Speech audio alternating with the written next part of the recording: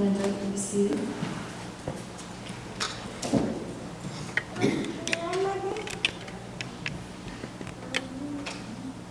I've always been amazed at stars.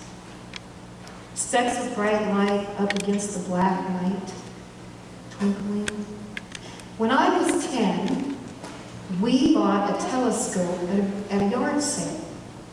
Now, this was bigger than the normal telescope. I really never knew how good it was. But it was about this long, Jim, and about this wide around, and it had the little sight things on top. I was so excited because I always imagined that stars were like on cartoons. You know, they had the 5 points and they were really bright. So I couldn't wait to see this in the sky really up close. When night came, I looked for the biggest star I could find. And I was surprised to see a round, bright object like this instead. It was almost like a little planet. How many of you like to imagine? Anybody like to imagine here? We all do. God gave us an imagination. We use imagination when we read or when we watch a movie. I mean, we use it all the time. When we hope for something, when we plan for things. And the Bible is filled with people who were inspired by the Holy Spirit to imagine what could be with God. These people made the choice to believe that things could happen with God. In Genesis 22, God uses the stars to illustrate the number of descendants that Moses would have. I will surely bless you and give you as many descendants as the stars in the night. Imagine if you were looking up at the stars and you heard a voice say, each of these stars represents a life of someone in Page. And each of these stars represents the lives that come to Page visiting every year. Now, I want you to share the love of Christ with them. How would you feel? What would you do? Jesus, I am so excited today. It's like I woke up and thought, today is the day to get working for Jesus. Kat, I'm so excited to find someone who's ready to take action and get things done. Oh man, I am that girl. Exactly. Yeah. I've got something perfect for you, so let's get started. What are you doing? Stand up. Remember, we were going to take action. Yeah, but this is where I always sit. Right, but I need more than this. Oh, I know what you're getting at. Okay, Jesus, how much do you want? $50? Is that enough? Oh, that's not what I meant. Oh, all right. Well, 100 then, you know. Bargain. Okay, but you might not want to catch this to the next Friday. You know what I'm saying? There you go. Okay, Kat, really, I do think it's great that you want to give, but I want you to mentor a younger woman. Ooh, yeah, right. Well, Jesus, you know, I'm not really into, like, teaching people and stuff. I mean, I don't really get into that. Okay, you know that woman at the office, Amy? Yeah. I want you to take her out to lunch. Tell her about it. Well, Amy is different. I mean, like, really different, you know? I know, but she needs to know about it. And I can tell the people at the church to color. I mean, they get paid to do things like that. I want you to do that. Jesus, I just don't feel comfortable doing that. No, Kat. The problem is, you're too comfortable.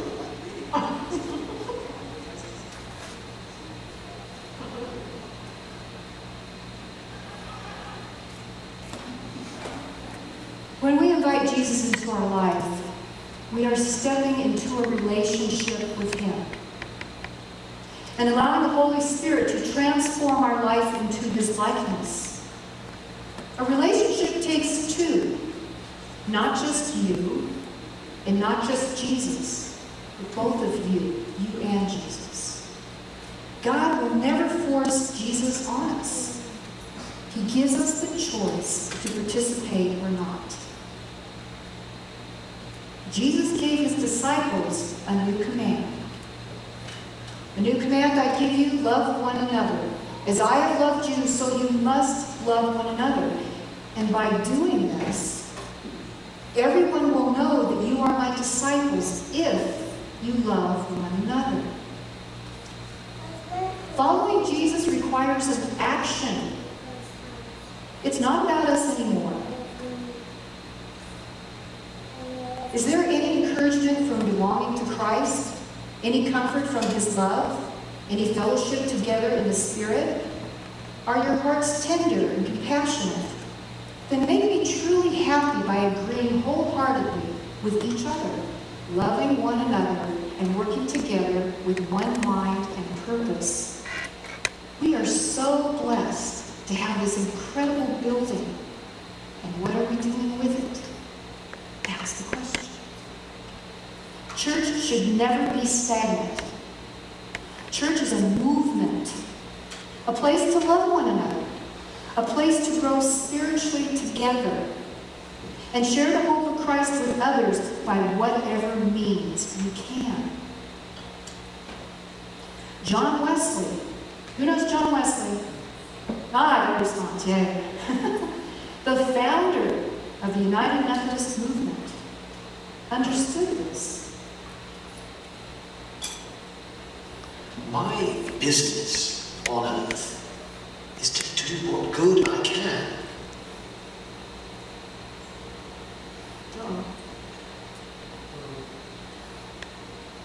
Okay, our first time together, this will happen sometimes. I don't do a song and dance, sorry. But we have a freeze problem sometimes, so he just needs to restart it. So I will continue and we'll listen to that, okay? The Apostle Paul challenged Christians to relate to others. The church needs to be appealing and inviting and accepting place where the love of Christ is demonstrated. Many of you are thinking, okay, we've done this. We've given everything before. Someone else needs to step up to the plate now. And you know, I fully understand. We've been there. It's hard work doing church. You know, there was a group of people, I don't know how long ago, but they felt the same way, I bet many times. In fact, they followed Jesus around every day, doing things every day for other people. Each day, the same thing. And I imagine that at times they got tired, and they sat around talking to each other around the campfire. When is someone else going to start helping? When is someone else going to start doing this? When Jesus spoke to them and told them, I will be leaving soon, I wonder if any of them felt, at least we won't have to do this anymore. They're human. Guess what Jesus asked them to do? Go make disciples. It never ends. We are here with a commission, all of us. Now, if they would have decided that they were done, you and I would not be here today, would we? The life of a follower of Jesus Christ is to go and do what God calls us to do in all things. In our family, in our church, our community, we know that. And sometimes we are tired, especially doing the same thing over and over. But what we need is a spark. We need to imagine. We need that kindling spirit, that inspiration again. And once we get that again, no one will stop us. Go ahead, Jim. My business on earth is to do what good I can. Wherever, therefore, I think I can do most good, there must I stay. So long as I think so. At present, I don't think I can do most good here. Therefore, here I stay. As to my preaching here, a dispensation of the gospel is committed to me. And woe is me if I preach not the gospel wheresoever I am in the habitable world. I do not conceive that by preaching here I break any human law. But when I am convinced I do, then shall be the time to ask, shall I obey God or man? In that hour, by God's help, I will go hence. My Lord, good morning. If we must rethink the way we do church, let us remember the words of John Wesley. Do all the good you can, by all the means you can, in all the places you can, at all the times you can, to all the people you can, as long as ever you can. He said it right there. Church isn't stagnant. John Wesley was a movement. Church needs to be relevant. That means it has to change, doesn't it? It is essential that we know how to communicate effectively to the people coming in through the doors, to the community around us, and to people who will soon connect with us online. There's a whole other community out there. The choices we make in church today will affect who will come through our doors tomorrow. The word never changes. It stays the same. But the way we present it, the methods we use to share it, must change to embrace the culture we live in now. Paul writes, I'm flexible, adaptable, and able to do and be whatever is needed for all kinds of people, so that in the end I can use every means at my disposal to offer them salvation. I do it all for the gospel and for the hope that I may participate with everyone who is blessed by the proclamation of the good news. Have you ever been in a group of people where the focus was on excellence? Giving your best in something that mattered to you? Imagine if church operated like that.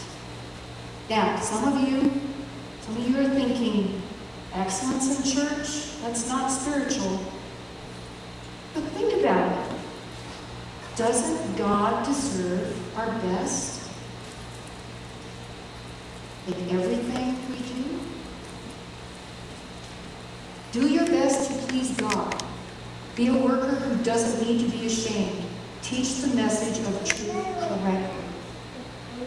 What if we gave our best to be our best in winning people to Christ? What if we made it a priority in this church to build spiritual relationships? To make authentic disciples of Jesus Christ. Why? Because we care about one another's life choices. We want to offer people a place where simple, authentic relationships can be formed.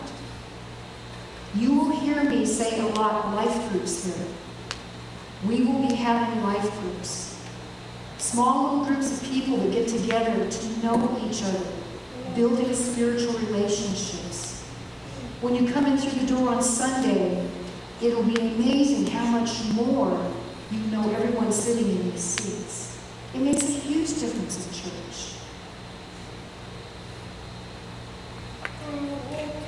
We will be trying very hard to offer these life groups starting next month, probably the end of the month. What if we made it a priority to offer, get a freezer can.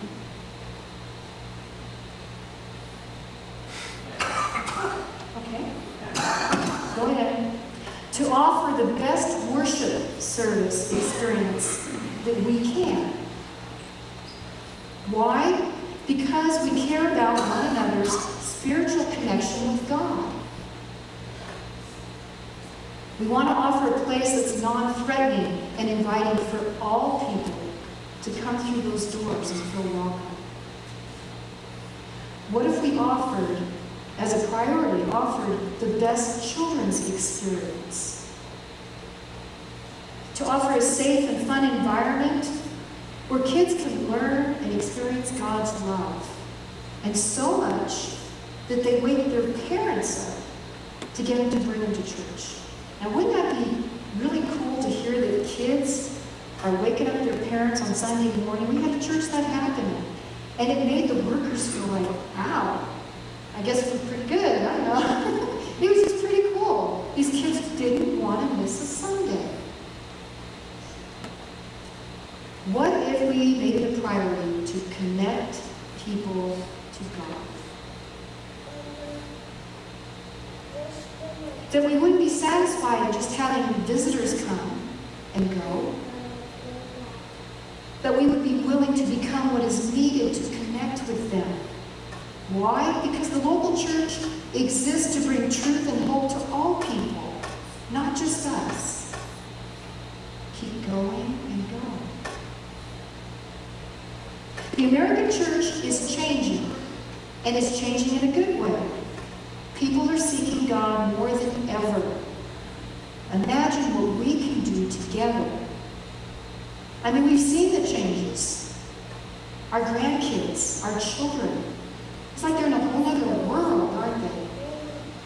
We need to find ways to connect with that. Because when we step out to do that, they're more likely to step closer too. We respond because we want them there, not hoping that they'll find a way to connect with us. This past week, I was in Phoenix attending the annual conference for all the churches in the United Methodist Church here. And the theme, is it working? Oh, okay, let's see if I can find it. Was, guess what? Imagine. Our new bishop, Bob Oshabada, spoke about vital congregations and what they look like. He said, we need creativity and imagination. I love the phrase he used, the holy work of imagination. That was pretty cool. A vital congregation knows its context, the language, the people, and the demographics in the area they're at. A vital congregation knows its mission and vision. Do you know your mission and vision here? You're going to. And it's based on its desire to renew itself with the future. A vital congregation is willing to become what is needed to connect with people. It evaluates what it's doing and reevaluates. It knows what's working and what's not. If it's not working, let's try something different. Don't keep the same thing. If no one's coming, maybe we're approaching it wrong. There's all different ways and all different people here to come up with different ideas. Let's try this. A vital congregation knows who they are and where they're going and knows how to get what God is calling them to. Then the bishop changed his clothes and he put on some giant sunglasses to demonstrate how we as the church need to filter out some of the things we've been doing that don't apply to where we want to go now. How best can we use our energy, our gifts, our talents now? Let us put the sunglasses on to see our new priorities. The things that you did in the past were awesome. They were great for that time. The times have drastically changed, and we need to find new ways to reach the people out there. John Wesley, again, was all about adapting to change. He was not satisfied in waiting for people just to show up.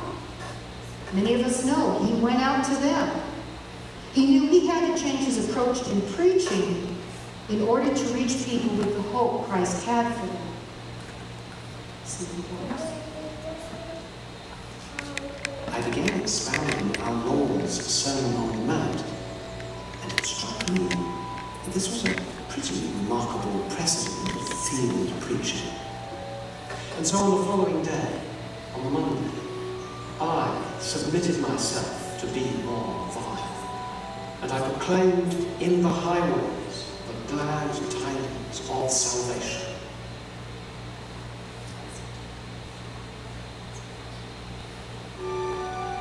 Field preaching. How little I was inclined to it. It was always across to me. But I was convinced this was the way to overturn Satan's kingdom. In field preaching, more than in any other means, God was found by them that sought him not. And henceforth I preached in the fields, and people heard the word of God. As we begin our journey together, I invite you to imagine with me. God can do great things here. He's done great things here. And he can continue to do even greater things.